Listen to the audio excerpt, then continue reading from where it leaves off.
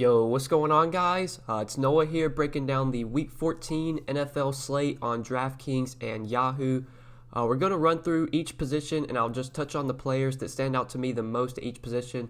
Recording this video on Friday morning, so these are some of my final thoughts.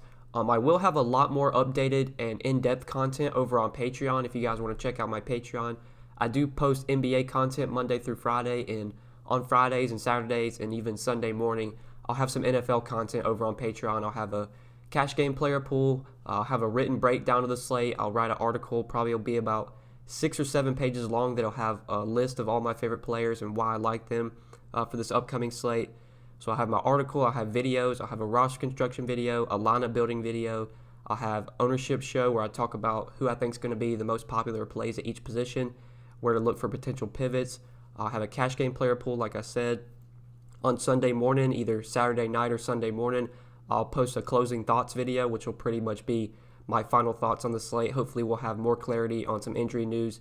Hopefully we'll get like some Friday practice reports, and we'll have more injury, or especially if I record it Sunday morning, we'll have some of those late night Schefter tweets Saturday night that'll give us clarity on the injuries. So if you guys want to check out all my content that I have over on Patreon, link is down in the description, patreon.com/DFS by Noah. You can check out all my NFL stuff, my NBA stuff as well. NFL stuff should be posted later today on Friday, probably Friday afternoon. If not Friday afternoon, I'll definitely get it up on Friday night. And I'll have more stuff going up on Saturday and Sunday as well. But like I said, we're going to run through each position, talk about some of my favorite plays, the guys that stand out to me. Before we do get started, guys, would appreciate it, like always, if you would drop a like. Subscribe to the channel if you are new. Click that notification bell so that way you get notified every time I upload. You can also follow me on Twitter as well. Link is down in the description. My Twitter is @DFS by Noah. But starting off at quarterback this week, just like looking back to last week before we started quarterback, we were able to hit on some good plays last week. I was all over the Andy Dalton to Tyler Boyd stack, which was okay. I mean, it wasn't like a GPP winning stack, but you did get about 14 points from Andy Dalton on DK, which wasn't terrible at 4,700. Tyler Boyd had a solid game for his price tag. I think he finished with like 16 Draftkings points. Christian McCaffrey was a big disappointment. That was definitely one of the guys that disappointed last week. But we were able to hit on Devontae Adams on DraftKings, who was really popular, but I thought he was one of the clear plays. Talked about Sterling Shepard, who I liked a lot, who was actually lower owned than I expected. I thought Sterling Shepard would have been like one of the more chalkier plays last week, but he was actually not that chalky, and he had a pretty solid game for his price tag. One of the reasons I was able to cash, though, last week was due to the Chiefs defense. I was all over the Chiefs defense. I talked about them in my video last week, and I kind of got lucky with them scoring 22 DraftKings points. That's kind of what kept me in the cash. I probably would have fell out of cash if they would have had just even an average game. So I kind of got bailed out last week with my defense, but we will talk about some defense plays when we get there. But starting off with quarterback, so we got Lamar Jackson, Patrick Mahomes at the top. Both of them are in really tough matchups this week. Jackson's facing the Bills on the road, and Mahomes facing the Patriots on the road.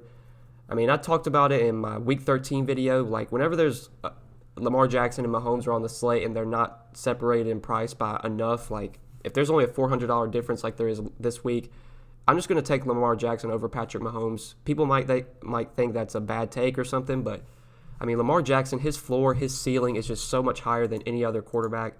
This guy's giving you 20-plus DraftKings points in literally almost every single game this season besides one game. He's got a 35, close to 40-point ceiling, especially if games can stay close. We know he's going to run the ball like a running back. I mean, he's going to carry the ball probably 12, 14 times. He gives you legit upside with the 100-yard rushing bonus. I mean, he only had 105 passing yards and one passing touchdown in last week's game against the 49ers, and he still finished with 26 DraftKings points. I'm going to be jamming in Lamar Jackson on DraftKings. I think he's one of the top quarterback plays again this week, even in a tough matchup. I like him a ton. I'm preferring him over Patrick Mahomes. This game's definitely like going to be one of the premier games to target between the Patriots and the Chiefs. I mean, it has a 48.5 total, which right now I believe is the highest on the slate, if I'm not mistaken. Yeah, that's the highest on the slate. So Patrick Mahomes is going to get some ownership just due to the fact that he's in a high total game. But I'll just take Lamar Jackson over him. The rushing upside floor that Lamar Jackson gives you makes him the top quarterback for me no matter what the matchup is. This guy has shown that he's pretty much matchup proof and he can succeed in any matchup. But then the other quarterbacks like in this mid-range, Deshaun Watson definitely stands out on DraftKings given his price of $6,500. I think he's a little bit too cheap at home against the Broncos. I wouldn't say it's the greatest matchup, but Deshaun Watson at home I do like quite a bit at that price. He's kind of similar to Lamar Jackson, like gives you good upside with the rushing. He can run the ball for 30, 40, even 50 yards. He has potential to get rushing touchdowns because they'll do like some read options with him near the goal line and stuff. So definitely have interest in Deshaun Watson. Not a core play, but I will have exposure to him if I'm playing multiple lineups, which I usually do. Baker Mayfield's in a really good spot. He's definitely in play at 6,300 against the Bengals. I do like him quite a bit this week. I do want to talk about this Jets-Dolphins game. So this might be a game people like think is gross, but I really have a lot of appeal on this game, like especially on both sides. Like Sam Darnold getting to face the Dolphins, that's a really good matchup for him. Ryan Fitzpatrick getting to face a Jets team that has really struggled just in terms of pass defense. I know they're like top 3 or top 4 in the league in terms of run DVOA, so they've been really good against the run, but their pass defense not nearly as good. This is a really good spot for both quarterbacks. I do want to talk about Ryan Fitzpatrick on Yahoo because I think that's where he really stands out. He's only $23 over on Yahoo. I mean, he's one of the better quarterback values over there, in my opinion. Like, you got Lamar Jackson at $38, who I still will probably pay up for in a few lineups, but I usually save at quarterback because there's always some cheaper quarterbacks that stand out. And this week it's Ryan Fitzpatrick. I mean, he's been legit good for fantasy since he took over the starting job took it back from Josh Rosen, I should say. I believe it was that game at Buffalo. That was when he first started starting again. 21 fantasy points, 13, 23, 24, 12, and then last 2 games been really good with 25 and 27 fantasy points. This game actually has somewhat of a high total, at least as of now, at least as of when I'm recording this video. I mean, it has a 46 total. It opened at 43.5, and since then it's started rising to 46. So people are betting on the over in this game, which definitely, obviously, is interesting. Plus, they're 5.5-point dogs. So obviously, with the Dolphins, with how bad their team is, I mean, they're going to be throwing a ton. This game should stay close, but I imagine the Dolphins will probably lose again as 5.5-point dogs, and they're going to have to throw. Ryan Fitzpatrick, I like a ton here. $23. I think he's a really good value quarterback on Yahoo. And on Draftkings at $6K, I still think he's firmly in play as well. Him and Sam Darnold both in that game I have some interest in this week. But then under $6K for value quarterbacks, Drew Brees, tough matchup, but at home in the Superdome. We know Drew Brees always plays well at home. 5,900 is just too cheap of a price tag for Drew Brees when he's at home. So I think he's in play this week. I really like Ryan Tannehill, 5,800 against Oakland. Oakland's kind of similar to the Jets. They've been really good against the run this season, but they have struggled against the pass. So definitely a good spot for Ryan Tannehill. He's also been really good since he took the starting job over Marcus Mariota. I believe it was back in Week 7. He started that game against the Chargers, and since then he's been 23 DraftKings points, 19, 28, 19, 33, and 14. He's shown legit upside. As long as Derrick Henry isn't rushing the ball or rushing for like 3 touchdowns, you're probably going to get 200 to 250 passing yards, if not more, from Ryan Tannehill. He can throw for multiple touchdowns as long as Henry isn't scoring all the touchdowns. And I know Derrick Henry's been awesome just as of late, and it seems like every time, like when we get towards the end of the season, that's when Derrick Henry really starts to turn things on, and he's been doing that so far. This is a really tough matchup for him, though. Oakland does have a really solid run defense. I'm not saying they're going to shut down Derrick Henry, but I wouldn't be surprised if we have like a Tannehill kind of blow-up game this week and Derrick Henry kind of stays in check, or the Raiders, their run defense is able to keep Derrick Henry in check, I should say. But there's one more quarterback I want to talk about for a value. I think he's a fine punt play on DraftKings. Derek Carr is only $5K at home against the Titans. I like that matchup for him. I like that game. I think it's going to be a close game. Both of those teams are fighting for a playoff spot. I do expect Derek Carr to play well. Since he's been struggling lately, his price has plummeted on DraftKings. I mean, he's never a guy that presents you with a ton of upside. Like, he's only had 1 game this season, or 2 games this season, over 20 DraftKings points. But if you're really desperate for value, if you want to pay up for all the studs, if you want to get like Christian McCaffrey and Michael Thomas into your lineup, you're probably going to have to punt quarterbacks. So I at least think that's where Derek Carr comes into play. And if I was going with if I was loading up on the studs this week, I'd be fine punting quarterback with Carr. But I think that's it for quarterback. I think we pretty much touched on all the guys I like. On Yahoo, I mean, my favorite play here is easily Ryan Fitzpatrick when you factor in how cheap he is. But there is some guys you could look to, like in this mid-range. Kirk Cousins definitely stands out. I forgot to talk about him on DraftKings, but Kirk Cousins has really come on as of late. He's really been good for fantasy, over 20 fantasy points 2 of his last 4 games, and then those 2 games where he didn't get 20 fantasy points, he was really close with 18 against Seattle, 19 against Dallas. Since like the debacle in the first game against the Falcons where he only threw the ball 10 times, they're actually letting Kirk Cousins throw the ball now. This is still going to be a team that wants to run the ball if they're ahead. I mean, they're 12.5-point favorites, so there's definitely concern that they run the ball a lot in this game. But still, Kirk Cousins at home against a Lions defense that has really struggled this season. He's firmly in play. At $31, you got Darnold at $30 that you could look to. Baker Mayfield's only $28 on Yahoo. I really like his price tag, and he firmly is in play over there. And even if you want to go really cheap, like off of Fitzpatrick, I think Jared Goff in that Sunday night game makes plenty of sense at $25 over on Yahoo.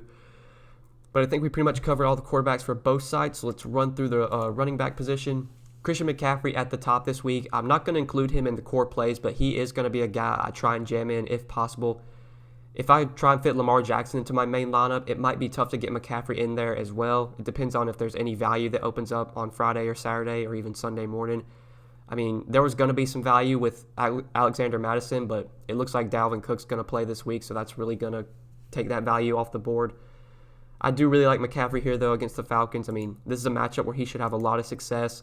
In their Week 11 game against them when they only scored 3 points, when the Panthers only scored 3 points in that game, Christian McCaffrey still had 33 Draftkings points, 14 carries, 70 yards, 11 catches, 121 yards. He got targeted 15 times in that game. Obviously, with them playing from behind, you're going to see Christian McCaffrey get a ton of targets. If they win this game, I think they're favored. I'm pretty sure they're favored right now. They should win this game, at least I would hope, playing at home. Yeah, 3-point favorites. McCaffrey is a great play this week. I don't need to tell you that. It's just a matter of can you fit him in. In cash games, I would want him in my main lineup. For like single entry GPP, we'll have to see like how my builds work and if I'm able to fit him in. But I want to try to. If I'm going to pay up at running back, he's my favorite running back to go to. I think it's a lot easier over on Yahoo to get him in.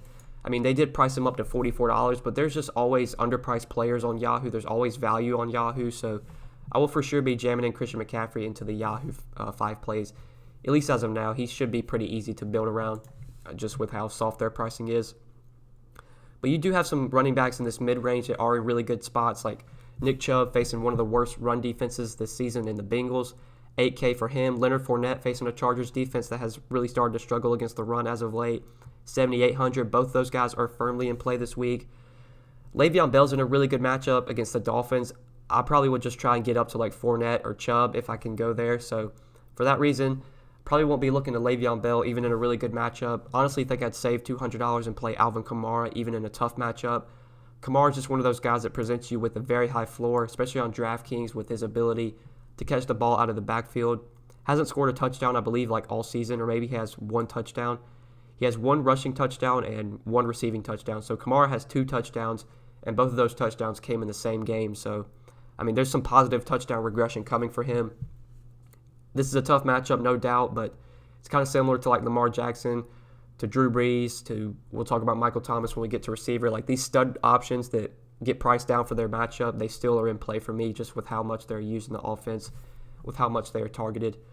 So Alvin Kamara firmly in play at $7K. I do want to talk about some of these middle range running backs though. I really like Melvin Gordon this week. He's probably one of my favorite plays at running back. I like him a ton on both sites. He's $6,400 on Draftkings, and over on Yahoo, he's at $23. So this is a really good spot for Melvin Gordon. The Jaguars have been one of the worst run defenses as of late, and just looking at run DVOA, before I started recording, they ranked 31st in run DVOA, only behind the Panthers. So the Panthers are dead last in run defense. The Jaguars are 31st. Excellent spot for Melvin Gordon. One thing that's positive as well is that he's seen 20-plus touches in 3 of his last 4 games. So the workload has clearly been there for him. He's getting targeted in the passing game as well. 4 targets, 5 targets, 3 targets. So he has the ability to catch a couple balls out of the backfield. I mean, Melvin Gordon should feast on this Jaguars defense, especially since they lost Miles Jack. Miles Jack's on the injured reserve now, so that just makes their run defense even more vulnerable. Love this spot for MG3. If we get 20-plus touches for him against this really bad Jaguars run defense that's now become one of the worst run defenses in the league, this is a smash spot for Melvin Gordon. I think he has a ton of upside at $6,400. He's the guy that I like the most in that mid-range at running back. And then I want to talk about 3 guys in this 5K range before we move on to receiver. So you got James White, $5,500 against the Chiefs, Devontae Freeman, $5,400 against the Panthers, and Phillip Lindsay, $5,300 against the Texans. So I think all three of these guys are firmly in play. James White I like a lot on DraftKings, just given the PPR scoring.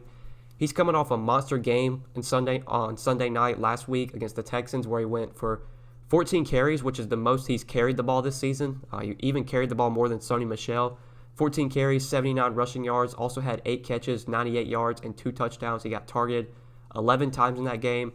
The Patriots were playing from behind for most of that game, so obviously James White's going to benefit when the Patriots are playing from behind. But if we just look at snap count from last week, just snap percentage, James White played on 78% of the snaps, which is the most he's played all season. If we look at Sony Michel, he only played on 17% of the snaps, which I think is definitely noteworthy. The fact that they gave White carries, like it wasn't just him being used in the passing game, they actually let him carry the ball as well.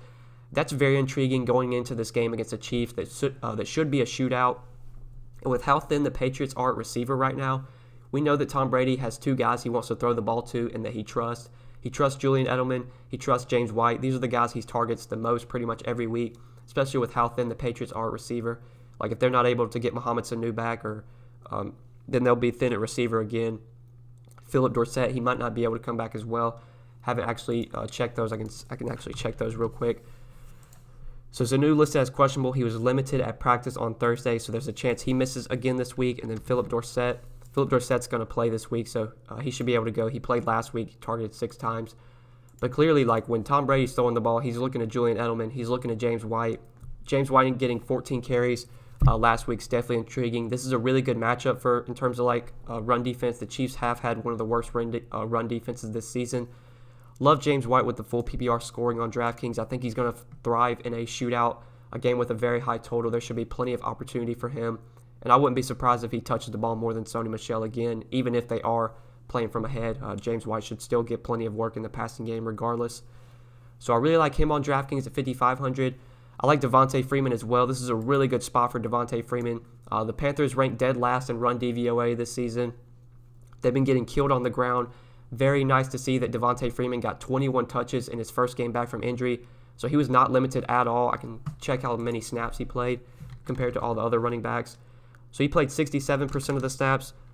Last week we can see how much Brian Hill played.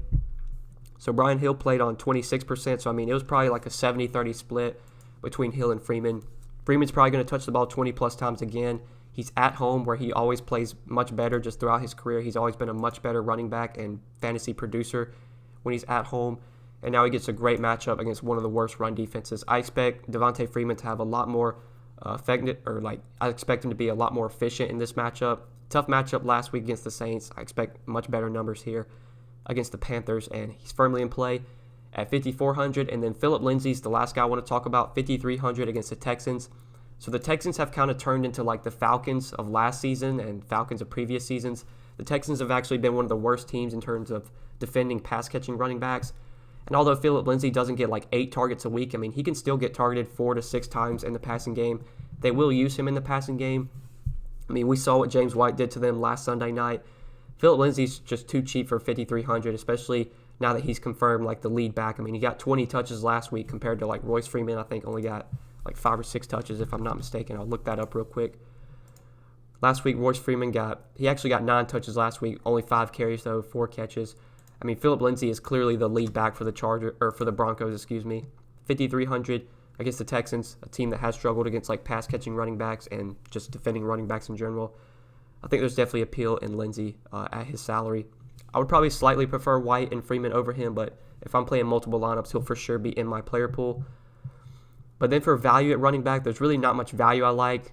I thought we were going to be able to get Alexander Mattison as a value, but it seems Dalvin Cook's going to play, so can't really go there. Let's go ahead and talk about some receiver plays now. Move on to receiver. Just covering running back real quick on Yahoo. I mean, I really like McCaffrey at 44, and if I can't get to McCaffrey, Nick Chubb and Leonard Fournette both definitely stand out at $29. Even Kamara at 28, I like a lot. Melvin Gordon at 23, obviously I have a ton of interest in. And then you have like Devontae Freeman, the guys I've talked about, Devontae Freeman at 20. I'd be more interested in him on DraftKings rather than Yahoo, but if you're playing multiple lineups on Yahoo, I would at least want some exposure. Even Todd Gurley in the Sunday night games, $20. You got Philip Lindsay and James White, both $18. I do prefer James White on DraftKings, just given the full PPR scoring, but I mean, if he's able to get into the end zone, he could still be a good play on Yahoo as well. So that's kind of how I'm looking to running back on Yahoo. Pretty much the same guys I talked about, especially like these mid-tier guys do feel a little bit too cheap given their matchup, Chubb, Fournette, even Kamara. But moving on to receiver, looking at the receiver position this week, Michael Thomas got priced down on DraftKings quite a bit just given the matchup against the 49ers. This is definitely one of the tougher matchups he's going to get. I mean, the 49ers have one of the better secondaries in the league. He was 9,100 last week against the Falcons, and he busted on that Thanksgiving Day slate. Only 6 catches for 48 yards. It was one of the worst games that Michael Thomas has had this season. It actually is the worst game he's had this season. Even in a tough matchup, I would expect a bounce-back game from Michael Thomas. At 8,300, I mean, he's firmly in play. If you want to go with Christian McCaffrey and Michael Thomas in your cash game lineup, I don't think that's a mistake at all this week. Even though Michael Thomas is in a tough matchup, like the floor that he gives you is just so high compared to any other receiver. His target floor is so much higher than everyone else. He's just on another level this season. So Michael Thomas, if I'm paying up a receiver, even in a tough matchup, he's the guy that I want to go to the most. But there's definitely options in this mid-range. I do like Stephon Diggs a lot if Adam Thielen's out. It seems Adam Thielen's going to play, which sucks, but Diggs should be able to destroy this Detroit secondary. I mean, they got Darius Slay, and then other than that, they really don't have much. I expect Cousins to have a pretty good game here. I would prefer to roster Diggs if Thielen's out because his target floor and projection will be higher. But still, he's firmly in play at 7,600. Don't know the status of Julio yet. I imagine he plays this week, but he was limited in Thursday's practice. We obviously know who's going to benefit if he's out. Calvin Ridley. If Austin Hooper can play, he would benefit. Russell Gage should benefit as well. We saw Christian Blake play quite a bit.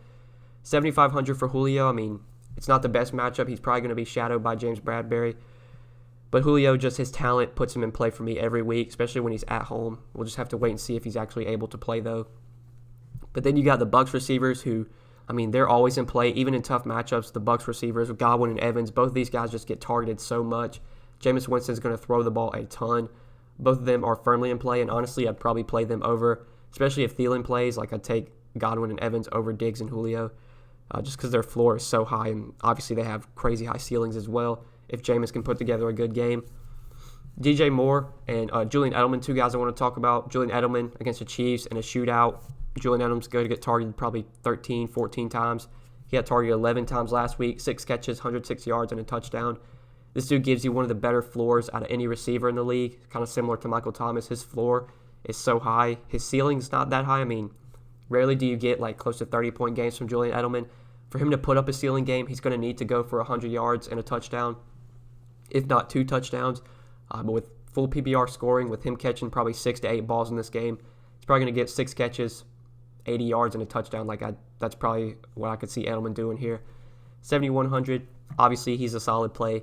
DJ Moore against the Falcons, he's gotten priced up to 7K, so I don't think he's going to be a core play for me this week, especially when we factor in that Curtis Samuel is so cheap on DraftKings. But obviously DJ Moore, really like this spot for him, and he's been playing very well as of late. And then Devontae Parker, been really playing well as of late. He's had 2 monster games just the last 3 weeks. He's had a big game against Buffalo, even in a tough matchup, 7 catches for 135 yards. And then last week against the Eagles went absolutely nuts, 7 catches, 159 yards, and 2 touchdowns. He's just been getting targeted a ton since Preston Williams went to injured reserve. He's got double-digit targets in 4 straight games. DraftKings priced him up a lot to 6,900, so it's tough to get there in like my main lineup. But I will for sure be stacking Parker and Fitzpatrick over on Yahoo. I mean, Parker's $20, Fitzpatrick's or $23. That's easily my favorite quarterback receiver stack when you factor in salary. These guys could easily put up big games again. This Jets secondary is not good. Their pass defense is not good.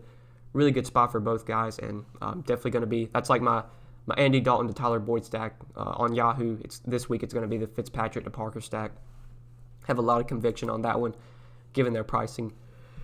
But some of the other receivers in this mid-range that we could maybe look to, I think Calvin Ridley, if Julio is out, would be firmly in play.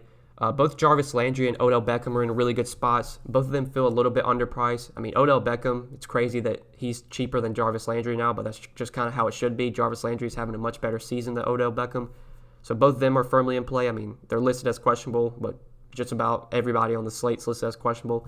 They should play. If I had to pick one, honestly, I'd probably want the guy that's lower owned. I have a feeling like Odell would be popular just because of the namesake, and like when people see Odell 6,300, they just want to click him into their lineup, and they'll just kind of avoid Jarvis Landry. I mean, I believe it was 2 weeks ago against the Dolphins. we saw that be the case. Odell was like 30% owned. Jarvis Landry was like 5% owned, and Landry had the much better game. So I would really just want whatever Browns receiver is lower owned. That's the one I would be keying in on. In this 5K range at receiver, there's only a couple plays I like here. Zach Pascal for 5,500 I think is in play against the Bucs. I believe T.Y. Hilton's going to remain out this week, which is going to open up Pascal for plenty of volume. 10 targets last week against the Titans, 7 catches, 109 yards. Really good matchup against one of the worst secondaries. The Bucs have really struggled in terms of their pass defense. So Zach Pascal's firmly in play. I really like Jamison Crowder this week, especially on DraftKings with how they have PPR scoring. Crowder really stands out just given his pretty solid target floor and target volume. I mean, he's gotten just the last 4 weeks, 6, 8, 4, and 9 targets. It is a really good matchup against the Dolphins. They have had a really bad secondary this season. Jamison Crowder did have a big game against them earlier this year in Week 9 at Miami. He went for 8 catches, 83 yards, and a touchdown, had 22 DraftKings points. I'm for sure going to be stacking up Fitzpatrick and Parker, and I'm probably going to be running it back with some Jets guys. So Jamison Crowder definitely stands out as a really good run back option. And even if you're not playing Fitzpatrick or Parker, I still like him a lot at 5,300, especially like for cash games. I feel he's very safe at that salary. He's really cheap on Yahoo as well. I believe he's $17. Yeah, he's $17. I think you can firmly plug him in the Yahoo 5, especially if you're stacking Fitzpatrick to Parker and you want to run it back with someone from the Jets, then Crowder really stands out. Obviously, you have Robbie Anderson as well. I think Robbie Anderson presents you with a higher ceiling than Crowder, but the floor is probably higher for Crowder. In cash games, I mean, Crowder's clearly the play over Robbie Anderson. For tournaments, I think both guys give you a ceiling. I mean, if you're more likely to get like a 25 to 30-point game from Robbie Anderson, but still, if you want to like double stack it, if you want to play Fitzpatrick to Parker and then play both Jets receivers, I mean, I could see doing that. You would just need that game to shoot out, which, I mean, both these defense, first of the pass, have really struggled, so this could be a shootout, potentially. But under 5K for value receivers, there's one I've really keyed in on DraftKings. Curtis Samuel, only 4,900 against the Falcons, I like a lot. This is a really good matchup. Falcons secondary has really struggled this season. Their pass defense has not been good. I think Curtis Samuel's just too cheap on DraftKings at 4,900, given that he's probably going to get anywhere from 6 to 8 targets. He firmly stands out as one of the best like point per dollar receivers. Very likely he's able to pay off this $4,900 salary. We know DJ Moore's had a big couple games, like the last few games. DJ Moore's really gone off.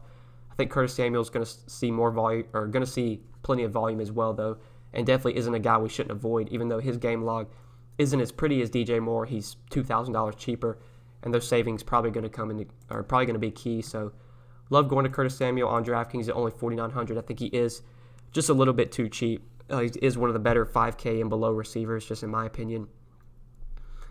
But just a few more options. I mean, like Deontay Johnson should benefit since Juju is likely to not play this week. 4,300. He's not really been that productive with Juju out, but it's a good matchup against the Cardinals. I think he's firmly in play as a value receiver. There's really no punt values that I like this week, though. There's no cheap options. Maybe obviously Johnson could be in play if Adam Thielen's out, but it seems Adam Thielen's going to play, and even with Thielen out in that Monday night game, I believe it was, I was really high on Johnson on the showdown slate, and he just didn't do anything. 1 catch for 1 yard. He had 1.1 DraftKings points. Even at 3,700, even if Thielen's out, he'd be hard to trust, I wouldn't have too much confidence in him. So let's go ahead and touch on some tight end plays right quick. So at tight end, in my main lineup, it's going to be really hard for me to fit in Travis Kelce, Austin Hooper, George Kittle. If I can only pay up for one tight end, I'd probably just take Travis Kelce, even in a tough matchup. That game has a lot of shootout potential. Kelce will find ways to get open against the Patriots. I mean, the Patriots aren't going to be able to shut down both Hill and Kelce. One of these guys should be able to get free.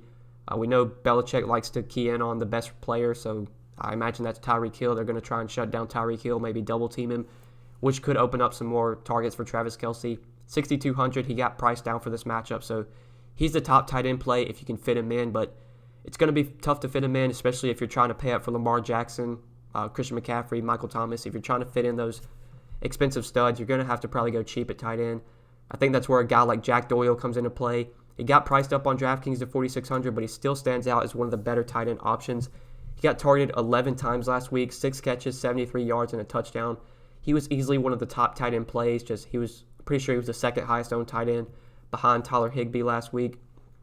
I mean, with no Eric Ebron, with Ebron on IR, with T.Y. Hilton expected to be out as well, That's going to open up plenty of target volume for Doyle. He's going to play a lot more snaps. I can check his snap percentage from last week. Played 94% of the snaps compared to 70 to 65% just the last few weeks. So Doyle's going to be on the field a ton. Should get plenty of targets. Really good matchup against a bad Buccaneers defense, or their bad secondary, I should say. They do have a really good run defense, but bad Buccaneers secondary. So good spot for Jack Doyle. 4,600. He's probably my favorite tight end play this week. But there are some pivots you could go to, like Kyle Rudolph's really benefited the last few games with no Thielen. He's been getting targeted a lot in the red zone. He scored a touchdown in 4 straight games, I believe. Yeah, 4 straight games. He scored in 5 of his last 6. I mean, he's going to get targeted a lot. He needs to score a touchdown to pay off his salary. Like, you're not going to get 100 yards from Kyle Rudolph. So, in order for him to be a good play, you're going to need that touchdown. I mean, he's going to get targeted in the red zone, especially if Thielen's out. But it seems Thielen's going to play this week. And if I had the salary, I would rather play Jack Doyle over Rudolph. But Rudolph would at least be in my player pool if I was playing multiple lineups. Then you got a guy like Vance McDonald, who has not done anything this season but is in like the best possible matchup. I mean, Tyler Higbee, he had a monster game last week. He was starting to play more snaps over Gerald Everett just the last few weeks. I mean, last week he played on 91% of the snaps in that game against the Cardinals. He played on 76% in Week 11. Gerald Everett was starting to lose playing time to Tyler Higbee. He was really starting to like take over, or Higbee was starting to take over as the number 1 tight end. So, I mean, Vance McDonald, like, I don't really want to go there. I mean, if he scores, then so be it. If people play McDonald because of the matchup, then so be it. I just don't see this being the case. I feel like this is going to be like the Tyler Eifert kind of thing, where Tyler Eifert faced the Cardinals earlier this season and didn't do anything. Like, I could see that happening here with McDonald. He just doesn't get targeted enough. Doesn't get targeted in the red zone at all. The Steelers, their pass offense has just been terrible since they lost Ben, Juju, James Conner. Their offense they're not going to put up points even in a good matchup against the Cardinals. So give me Jack Doyle over Vance McDonald, even if Thielen is playing. I honestly might even take Rudolph over McDonald, even if Thielen is in. But for value at tight end, like, value really sucks at this position. I'm probably just going to play like a lot of Jack Doyle here. Like, maybe you could go to Noah Fant against the Texans. Like, he could be a fine value. I mean, he's probably going to get 4 to 6 targets. He's always got big play upside, but obviously you don't have a ton of confidence in Noah Fant. He really hasn't been able to do much this season besides that 1 week. There's a chance that Greg Olsen could miss this week against the Falcons, but we've already gotten news that if Olsen is out, it's going to be like a 3-headed committee at tight end with Ian Thomas getting some reps. I mean, he would be the guy I would want to go to, but since it's going to be a committee, it's going to be hard to trust any of these guys. Ian Thomas is 2,500, so I'm guessing there's like a little bit of merit here. But Thomas, Manhurts, and Alex Amara are all expected to cover for Greg Olsen. I mean, if I had to bet on like which tight end plays the most, it's probably going to be Ian Thomas. 2,500. If you really want to punt tight end, if you're fine like just punting the position, hoping Thomas gives you 8 to 10 points, I could see doing that. Like, for cash, I probably wouldn't go that route because you just don't know who's going to get the most playing time. In tournaments, though, if you want to go with like the full jam in, all the studs, and just punt off tight end, like people punted off tight end last week with Tyler Higbee and it worked out. Obviously, that was a different scenario, but I mean, 2,500 for a tight end that's probably going to get 3 to 4 targets. Not the worst value, I guess. I would just try and play Jack Doyle, though, if I can. Or, I mean, obviously, if you can get up to Travis Kelce, you can do that. But moving on to defense, we got to see if we can find a defense this week similar to the Chiefs of last week. Chiefs were my favorite defense last week. I got bailed out with them scoring 22 fantasy points. Just looking at defense this week and trying to find that defense, like, it's really tough. I don't see any standout options, at least for cheap. I mean, maybe the Cardinals, honestly. The Cardinals against the Steelers.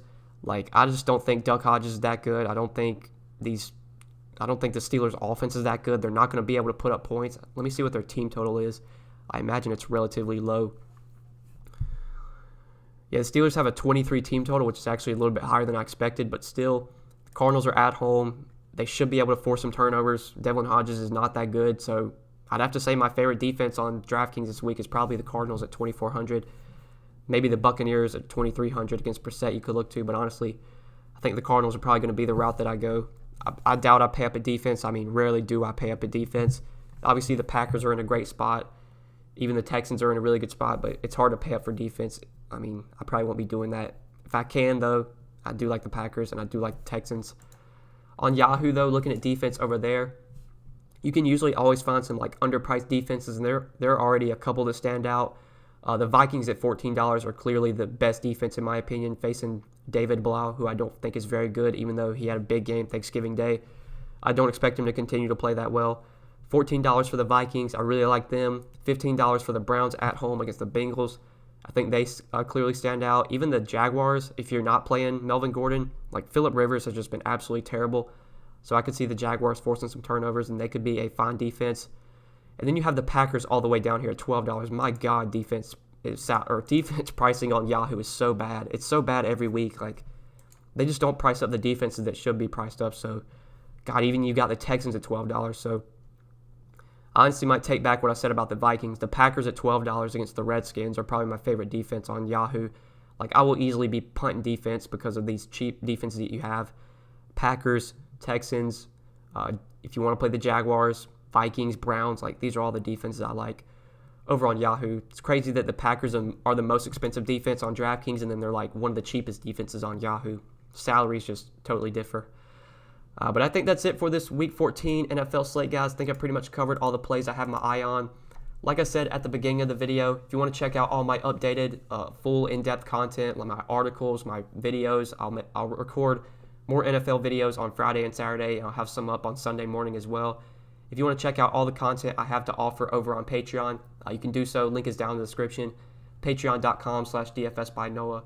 I would appreciate if you would drop a like as well if you enjoyed. Subscribe to the channel if you have not yet. Click that notification bell so that way you get notified every time I upload. You can also follow me on Twitter. Link is down in the description at DFS by Noah. I would greatly appreciate it if you would follow me on Twitter. But good luck on this Week 14 slate, guys. I hope you enjoyed the video. Thanks for watching. We'll see you in the next one. Peace.